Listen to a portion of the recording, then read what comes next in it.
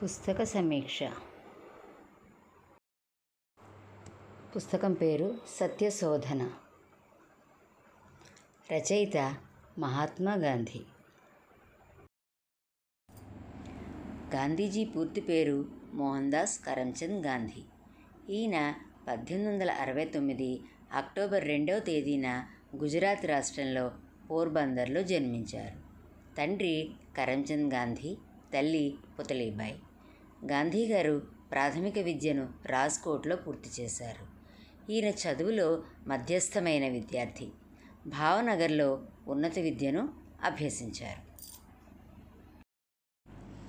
19 సంవత్సరాల వయసులో అంటే 1888లో న్యాయశాస్త్ర విద్యాభ్యాసానికి ఇంగ్లాండ్ వెళ్ళారు.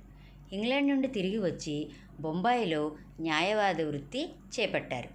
వృత్తిలో భాగంగా గాంధీజీ దక్షిణాఫ్రికా వెళ్ళారు.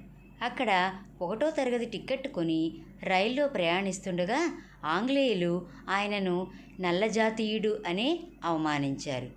ఎన్నో జాతి వివక్షతలు ఇంకా సమాజంలోని అన్యాయాలను కళ్లకు కట్టినట్టుగా చూపారు.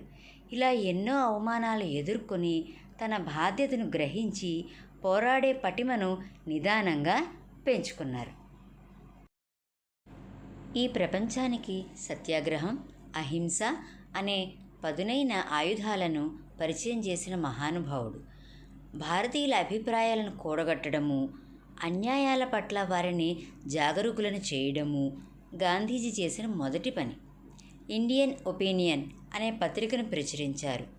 గనులలోని భారతీయ కార్మికులకు జరుగుతున్న అన్యాయాన్ని ఆపడానికి అతడు సత్యాగ్రహం మొదలుపెట్టారు.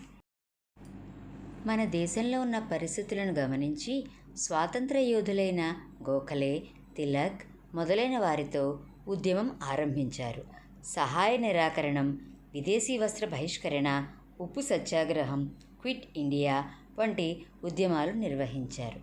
ఎన్నో మార్లు జైలుకు వెళ్ళారు. గాంధీ గారికి చిన్నతనంలోనే కస్తూర్బాయితో వివాహం జరిగింది.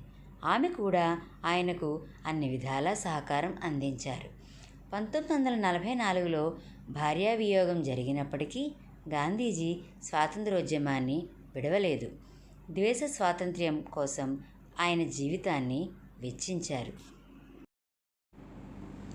గాంధీజీ నడిపిన అహింసా పోరాటం ఫలితంగానే 1947 ఆగస్టు 15న మన భారతదేశానికి స్వాతంత్ర్యం లభించింది.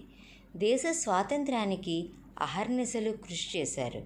గాంధీజీ స్థాపించిన సబర్మతి ఆశ్రమం, వార్తాశ్రమం ఆయన ఆశయాలకు ప్రతిరూపాలు. ఆయన నిరాడంబరుడు. వృత్తి విద్యలను ప్రోత్సహించారు. సత్యం, అహింస, శాంతి అనే ఉత్తమ మార్గాన్ని దృఢంగా నమ్మి ఆచరించిన మహనీయుడు.